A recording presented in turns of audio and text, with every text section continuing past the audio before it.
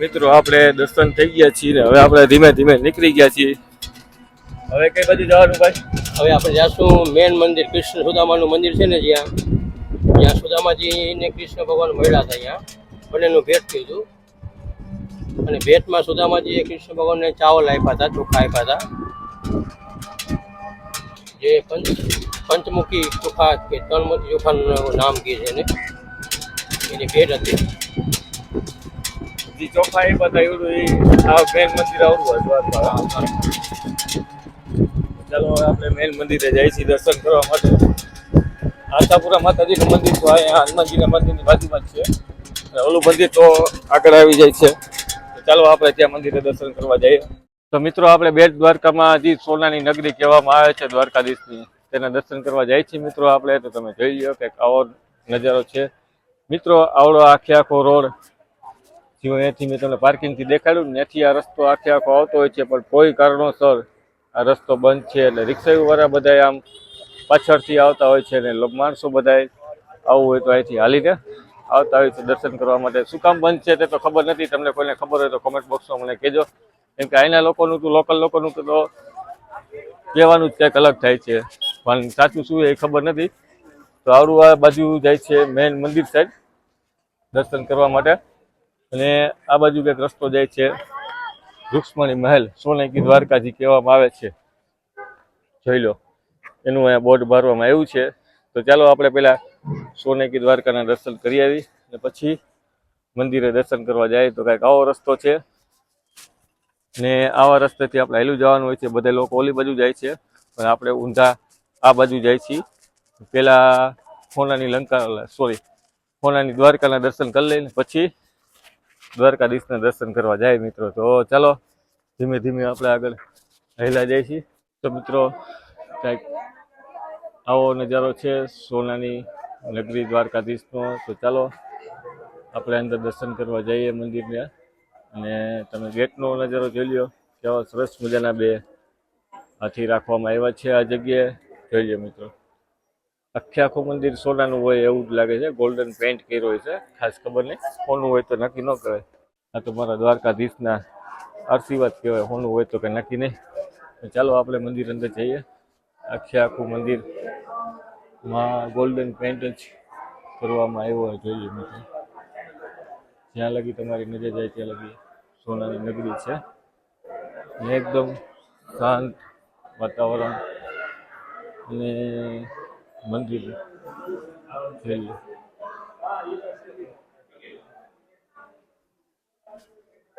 ને અહીંથી તમારે ટિકિટ લેવાની હોય છે મંદિરમાં દર્શન કરવા માટે. તો કાંઈક આખી ટિકિટના 40 રૂપિયા છે. તો ચાલો આપણે ટિકિટ લઈ લઈએ. એક ટિકિટ આપો એક.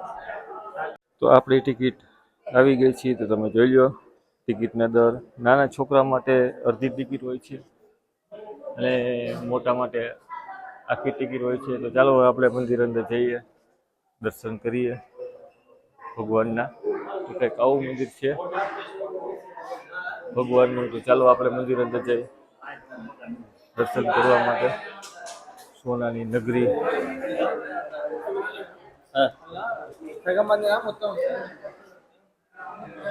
શાંત મંદિર, એકદમ નજારો તમે જોઈએ ભગવાનનું. એવું સરસ મજાનું મંદિર બનાવવામાં આવ્યું છે. સોનાની નગરી તો સોનાની નગરી જ કહેવાય છે. તમે જોઈ શકો છો આખું મંદિર ભગવાનનું.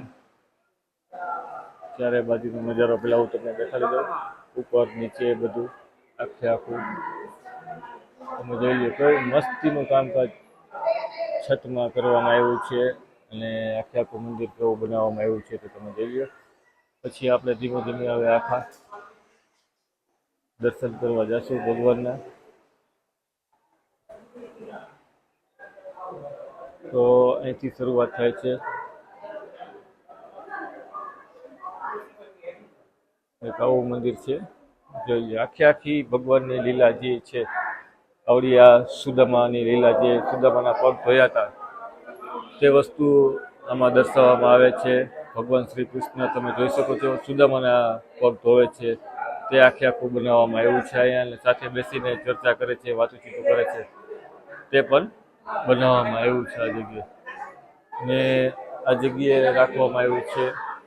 ને ચાલો હવે આપણે ધીમે ધીમે આગળ વધીએ. આખું ભગવાનનું ચરિત્ર અહીંયા દર્શાવવામાં આવ્યું છે. ગણપતિ મહારાજ, લક્ષ્મીજીના, સરસ્વતી માતા ત્રણેયના પ્રાણ મૂર્તિજી અહીંયા રાખવામાં આવી છે, તમે જોઈ લો. ને કેવું સરસ મજાનું મંદિર છે, સોનાની નગરી જે કહેવામાં આવે છે. આપણે જોતા ડાયરેક્ટ એવું જ લાગે કે ના સાચી વાત, આખી સોનાની નગરી જ છે, તમે જોઈ લો. ઉપર નીચે બધે નકાશી કામ તમે જોઈ શકો છો. આખું તમને આમ દેખાડી દઉં કેવડો મોટો છે તે તમે જોઈ શકો છો. આખો ઠેઠ જ્યાં આપણી નજર પહોંચે ત્યાં લગી આ જતો હોય છે રસ્તો. ને આપણે આ બધું વસ્તુ નિરાતે શાંતિથી જોવાનું છે. તો મારી સાથે તમે પણ બના રહેજો, અને થોડી ઘણી ભૂલચૂક થઈ જાય બોલવામાં તો નાનો ભાઈ સમજીને જવા દેજો. આ કારાવાસનો નજારો છે, વાસુદેવનો જ્યારે કૃષ્ણ ભગવાનનો જન્મ થયો હતો એ વાતનો આખું અહીંયા બનાવવામાં આવ્યું છે. કૃષ્ણ ભગવાન જેવા નાના બિરાજમાન છે આ જગ્યાએ, અને વાસુદેવ મહારાજ બિરાજમાન છે. આખું પેન્ટિંગથી બનાવવામાં આવ્યું છે, ને અહીંયા અપ્સરાઓ રાખવામાં આવી છે. આપણને એમ થાય કે કઈ બાજુ જોવું કઈ બાજુ ન જોવું એવું થઈ જાય છે. અને આ જ્યારે યમુના પાર કરતા હતા, ગોકુળ જતા હતા વાસુદેવ, તેમનું ચિત્ર અહીંયા બનાવવામાં આવ્યું છે. પ્રતિબિંબ જોઈ લો તમે, કેવી સરસ મજાની પ્રતિબિંબ બનાવવામાં આવી છે તે. અને હવે ધીમે ધીમે આપણે આગળ જઈએ છીએ. આ બાજુ જોવું કે આ બાજુ જોવું કે સમજાતું નથી, કેમ કે આ બાજુ પણ એટલું બધું જ છે ને આ બાજુ પણ એટલું બધું જ છે. ને ગોકુળમાં પારણામાં ઝૂલતા બાલકૃષ્ણ, અહીંયા ગોકુળનું દ્રશ્ય બતાવવામાં આવ્યું છે. બાલકૃષ્ણ તરીકે તમે જોઈ લો. કૃષ્ણ ભગવાન કેવા સરસ મજાના બિરાજમાન છે, ગોકુળના બાલકૃષ્ણ. તો ચાલો હવે આપણે ધીમે ધીમે આગળ વધીએ અને જોતા જઈએ આખી સોનાની લંકા. આ છે માસી પૂતનીના વધ, જે પૂતનીનું વધ કર્યું હતું, જે રાક્ષસ હતી તેનું દ્રશ્ય અહીંયા દર્શાવવામાં આવ્યું છે. તો તમે જોઈ લો, પૂતનીનું દ્રશ્ય છે આખું, કે કૃષ્ણ ભગવાન કેવી રીતે તેનું વધ કર્યું હતું તે. અને આ બાજુ આખું આવી જાય છે વરિષ્ઠ ઋષિ વિશિષ્ટ અહીંયા બિરાજમાન છે. એની બાજુમાં બીજા ઋષિ બિરાજમાન છે, એની બાજુમાં કશ્યપ ઋષિ બિરાજમાન છે, તેના પણ તમે દર્શન કરી લ્યો. કેવું સરસ મજાનું છે. ને આ બાજુ આપણે આવી જાય તો ગાયો સાથે કૃષ્ણ ભગવાન જ્યારે ગાયો ચરવા જતા હતા, બાલ લીલા કરતા હતા, ત્યાંનો દ્રશ્ય બતાવવામાં અહીંયા આવ્યું છે. તો તમે ત્યાંના પણ દર્શન કરી લ્યો મિત્રો. બાલનો નાનકડા હતા કૃષ્ણ ભગવાન ત્યારે જ્યારે ગાયું ચરવા જતા હતા ત્યારના દર્શન છે. અને દ્વાર પાર બેઠા છે. ગોપીઓના ઘરે માખણ ચોરતા હતા, જે આપણે વાંચવામાં આવે છે કે ગોપીઓના ઘરે મટકા ફોડીને માખણ ખાતા હતા. અત્યારે નજારો છે મિત્રો, જોઈએ મિત્રો કેવો સરસ મજાના અલગ અલગ બધા બનાવીને રાખવામાં આવ્યું છે ભગવાનના. આખું ભગવાનનું જીવનકાળ અહીંયા તમને દેખાઈ જશે મિત્રો, કે ભગવાને શું શું કર્યું હતું તે. શેષનાગનો અવતાર બલરામ તેમજ લક્ષ્મણજી જોઈ લો, કેવો સરસ મજાનો નજારો છે તે. તો ચાલો હવે આપણે ધીમે ધીમે આગળ વધીએ. અને અહીંયા કાલિયાનું દમન કર્યું હતું તે પણ અહીંયા આવેલું છે મિત્રો. તો તમે જોઈ લો, ભગવાને જેટલી જેટલી લીલા કરી હતી તે બધી લીલા અહીંયા દર્શાવવામાં આવે છે. અને અહીંયા આવે છે મામા કંસનું વધ જ્યારે કર્યું હતું તે વસ્તુ અહીંયા દર્શાવવામાં આવે છે. તો તમે જોઈ શકો છો, મામા કંસનો વધ કર્યો હતો તે નજારો આમાં દેખાડે છે. અને હવે આપણે જાય છીએ ધનુકાસુર વધ. આ જે ધનુકાસુર વધ કર્યો હતો, જે ગધેડો કે ઘોડો બનીને આવ્યો હતો, આ તો આપણને ખ્યાલ નથી, મેં પહેલી વાર સાંભળ્યું. તમને ખબર હોય તો કમેન્ટ બોક્સમાં મને કહેજો. આ તે છે, અને ગધેડો છે કે ઘોડો તે પણ મને નથી ખબર. તો કમેન્ટ બોક્સમાં જરૂર મને જણાવજો કે આને શું કહેવાય ધનુકાસુરને. ને આવ્યું છે યશોદાજી દ્વારા ગૌદહન. આ છે યશોદા માતાજીનું આખું બનાવવામાં આવ્યું છે, જ્યાં યશોદા માતાજી ગાય ધોઈને ભગવાન કૃષ્ણને દૂધ પાતા હતા તે વસ્તુ અહીંયા દર્શાવવામાં આવી છે. ને બાજુમાં આવ્યું છે બકાસુરનો વધ. જોઈએ મિત્રો, બકાસુરનો વધ કર્યો હતો કૃષ્ણ ભગવાને, તે પણ આમાં દર્શાવવામાં આવ્યું છે કઈ રીતે બકાસુરનો વધ કર્યો હતો. તમે જોઈ શકો છો, બકાસુરનો વધ જે કર્યો હતો કૃષ્ણ ભગવાને તે આમાં દર્શાવવામાં આવ્યું છે. પછી આવ્યું છે ગોપીઓ સાથે રાસલીલા કરતા શ્રી કૃષ્ણ ભગવાન.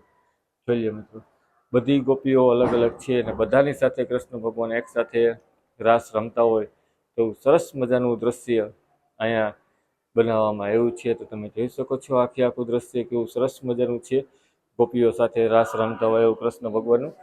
ને પછી આવે છે ગોપીઓના ચીર હરણનું જે આવે છે તેનો નજારો આપણે જોઈ લઈએ મિત્રો. આ રૂબરૂ એવું જ બનાવવામાં આવ્યું છે. એક નાનું એવું તળાવ બનાવવામાં આવ્યું છે, તેની અંદર ગોપીઓ નાય છે અને કૃષ્ણ ભગવાન તમે જોઈ લો ઝાડ ઉપર બેસી ગયા છે ગોપીઓના કપડાં લઈને, અને ગોપીઓ બોલતી હોય છે કે અમને કપડાં પાછા આપી દે કાના. આખું સરસ મજાનું દ્રશ્ય અહીંયા બનાવવામાં આવ્યું છે. આ પૂતના માસી જે રાક્ષસ હતી આ તેનું છે, તેનું વધ કર્યું હતું પૂતનાનું, તેનું દ્રશ્ય અહીંયા બનાવવામાં આવ્યું છે. કેવી રીતે વધ કર્યું હતું તે તમને પાછળ દેખાઈ જશે. આ આખું પૂતનાનું પુતળું અહીંયા મૂકવામાં આવ્યું છે. તેની બાજુમાં આવ્યું છે મીરાબાઈની ભક્તિની સંભાળતા બાલકૃષ્ણ. અહીંયા મીરાબાઈને રાખવામાં આવ્યા છે મિત્રો. તો તમે જોઈ શકો છો મીરાબાઈ ભક્તિ કરે છે અને બાજુમાં જ અહીંયા કૃષ્ણ ભગવાન સાંભળે છે તેવું આખું દ્રશ્ય અહીંયા બનાવવામાં આવ્યું છે મીરાબાઈનું. ને હજી તો ઘણું બધું છે મિત્રો, તો લગભગ વિડીયો તો લાંબો બની જશે, તો તમે જોઈ લ્યો. આ રાધાકૃષ્ણ રાસલીલા છે. રાધાકૃષ્ણની રાસલીલા કરવામાં આવી હતી તેનો નજારો આખો તમને દેખાડી દો કેવો સરસ મજાનો છે રાધાકૃષ્ણ રાસલીલાનો તે. તો મિત્રો વિડીયો લાંબો બની જાય તો જોઈ લેજો, વિડીયો સ્કીપ કરીને જોતા નહીં, આખો વિડીયો જોજો, બહુ મજા આવશે. સાદીપતિ આશ્રમ, આ છે સાદીપતિ આશ્રમનો નજારો. તમે આશ્રમનો નજારો જોઈ લ્યો, જ્યારે કૃષ્ણ ભગવાન આશ્રમમાં હતા ત્યારનો નજારો છે આવડો. અને ધીમે ધીમે આખું કૃષ્ણ ભગવાનનું જીવન ચરિત્ર બિરદાવવામાં આવ્યું છે મિત્રો. કેવા સરસ મજાના બનાવવામાં આવ્યા છે ભગવાન, તે તમે જોઈ શકો છો. એકદમ અલૌકિક નજારો છે ભગવાનનો. જોઈ લો મિત્રો, આવો નજારો આપણને જીવનમાં ક્યારેય જોવા નહીં મળે. તો ચોક્કસ એકવાર જ્યારે તમે દ્વારકા આવતા હો તો દ્વારકા આવો ત્યારે બેટ દ્વારકામાં ભગવાનની સોનાની નગરીનો નજારો જોવાનું ભૂલતા નહીં મિત્રો. 40 રૂપિયા ટિકિટ છે, પણ ટિકિટના પૈસા તમારા વસૂલ ભરી જશે, કેમ કે અહીંયા ઘણું બધું જાણવા આપણને મળશે જે આપણા જીવનમાં આપણે કૃષ્ણ ભગવાન વિશે જાણ્યું ન હોય એ બધી વસ્તુ આપણને કૃષ્ણ ભગવાનની અહીંયા જાણવા મળી જતી હોય છે મિત્રો. કેમ કે આખો કૃષ્ણ ભગવાનનું જીવન ચરિત્ર ઉપર આ બનાવવામાં આવ્યું છે મિત્રો. આ છે ગોવર્ધન પર્વત, જ્યારે ભગવાન શ્રી કૃષ્ણે ઉપાડ્યો હતો નાના હતા ત્યારે. આ તેનું દ્રશ્ય છે. આખો ગોવર્ધન પર્વત અહીંયા ઉપાડેલો છે, તમે જોઈ શકો છો પર્વતનો નજારો. ભગવાન શ્રી કૃષ્ણએ ટચલી આંગળીમાં ગોવર્ધન પર્વત ઉપાડ્યો હતો તે નજારો છે, જોઈ લો મિત્રો. અને આ છે જગતગુરુ શંકરાચાર્ય. અહીંયા અલગ અલગ ઋષિમુનિઓના પણ પ્રતિબિંબ રાખવામાં આવ્યા છે. તો ચાલો હું તમને તેમના પણ દર્શન કરાવતો જાઉં મિત્રો. જેમાં નામ લખાયું છે તેવું તમને કહેતો જઈશ. આ નિત્યાનંદ સ્વામી મહારાજ છે, તેમના પણ તમે દર્શન કરી લો. કેવા સરસ મજાના બિરાજમાન કર્યા છે અહીંયા તે. એ રામાનુજાચાર્ય જે ઋષિ થઈ ગયા તેમના પણ અહીંયા પ્રતિબિંબ રાખવામાં આવ્યું છે, તેમના પણ તમે દર્શન કરી લો મિત્રો. તો ચાલો આપણે ધીમે ધીમે આગળ વધીએ. મહાવીર સ્વામીના પણ તમે દર્શન કરી શકો છો. અને આખી સોનાની નગરી કેવડી મોટી છે તે તમે જોઈ શકો છો આખી. અને આ હે ગંગાચાર્ય, તેના પણ તમે દર્શન કરી લો મિત્રો, શાંતિથી વ્યવસ્થિત સરસ મજાના. તો કંઈક આવું મંદિર છે, સોનાની નગરી જે આવેલી છે ત્યાંના તમને હું દર્શન કરાવું છું, બધા દેવી દેવતાઓના, ઋષિમુનિઓના. તો તમે દર્શન કરી શકો છો. અલગ અલગ બધા ઋષિના લગભગ અહીંયા સ્ટેચ્યુ મૂકવામાં આવ્યા છે. તો તમે જોઈ લો, દુર્વાસા ઋષિનું સ્ટેચ્યુ અહીંયા મૂકવામાં આવ્યું છે. બધા ઋષિઓના જેમ ઋષિ હતા એ જ રીતે એના હુબહુ પ્રતિબિંબ અહીંયા મૂકવામાં આવ્યું છે. તો ચાલો હજી આપણે આગળ જઈએ. હજી ઘણું બધું બાકી છે. નારાયણ મુનિનું પણ સ્ટેચ્યુ અહીં રાખવામાં આવ્યું છે. બીજા ઋષિનું સ્ટેચ્યુ અહીં રાખવામાં આવ્યું છે. ને આ બધા તો મેં તમને હમણાં થોડીક પહેલાં દેખાડી દીધા હતા, કેમ કે અહીંયા સામે અને સામે એમ બંને રીતે છે. એટલે મેં તમને કીધું ને, આપણે કન્ફ્યુઝ થઈ જાય કે કેવી રીતે ક્યાં જવું ને કેમ દર્શન કરવા. કેમ કે આપણે પહેલી વાર આવ્યો હોય એટલે કન્ફ્યુઝ થઈ જતા હોય છે મિત્રો. તો જોઈ લો તમે, આ ગૌતમ ઋષિ પણ અહીંયા બિરાજમાન છે. એના પણ તમે દર્શન કરી લ્યો. આ તુકારામજી પણ અહીંયા બિરાજમાન છે, તેના પણ તમે દર્શન કરી શકો છો.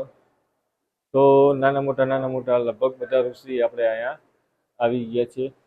તો આપણે બધા ઋષિના દર્શન કરી લઈએ અને ધીમે ધીમે આગળ વધીએ. આ ઋષિ વરિષ્ઠ ઋષિ છે, તેમના પણ તમે દર્શન કરી લ્યો, વરિષ્ઠ ઋષિને. અને અહીંથી આવી રીતે આમ નીકળવાનું હોય છે અને અહીંથી આપણે જવાનું હોય છે અંદરની સાઈડ. તો આપણે આવી ગયા છીએ બીજે એક અંદરની સાઈડમાં દર્શન કરવા માટે. જોઈએ મિત્રો કૃષ્ણ ભગવાન કેવા સરસ મજાના બિરાજમાન છે તે તમે જોઈ લો મિત્રો. અહીંથી હું તમને નજારો આમ દેખાડી દઉં તો કાંઈક આવી રીતે આખો નજારો છે. પછી હું તમને બધા ભગવાન માતાજીના દર્શન કરાવીશ. તે પહેલાં તમે કૃષ્ણ ભગવાનના દર્શન કરી લો. કેવો મસ્ત નજારો છે કૃષ્ણ ભગવાનનો, તમે જોઈ શકો છો કેવા શાંતિથી બિરાજમાન છે કૃષ્ણ ભગવાન. જોઈએ મિત્રો, એકદમ શાંત અનુભવ છે. આખો નજારો કેવો સરસ મજાનો છે તો તમે જોઈ શકો છો.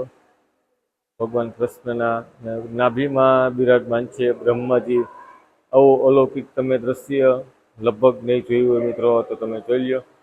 નાભીમાં બિરાજમાન છે બ્રહ્માજી કૃષ્ણ ભગવાનની, ને શેષનાગની નીચે કૃષ્ણ ભગવાન બેઠા છે. વિડીયોમાં જોઈને આપણે રિયલમાં જોવા આવી મિત્રો અલગ જ ફેર હોય છે. આ તો જે લોકો ચાલી ના શકતા હોય ને નાના બાળકો હોય તો મેં કીધું લાવ મારી સાથે તમે બધા પણ દર્શન કરી લો ભગવાન માતાજીના.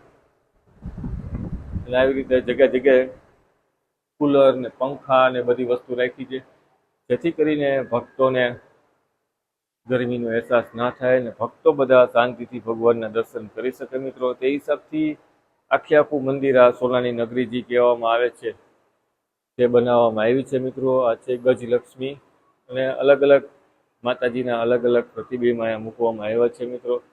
તમે જોઈ લ્યો, આ છે ધૈર્ય લક્ષ્મી, જેવા સરસ મજાના બિરાજમાન છે તે. એની જ બાજુમાં પાછા કૃષ્ણ ભગવાન આવી ગયા છે. એની જ બાજુમાં અષ્ટલક્ષ્મી આવી ગયા છે. મને લાગે છે લક્ષ્મીજીના જેટલા સ્વરૂપ છે તે બધા સ્વરૂપ અહીંયા બિરાજમાન કરવામાં આવ્યા છે મિત્રો. કાંઈક એવું જ લાગે છે, સાચું તો ખ્યાલ નથી.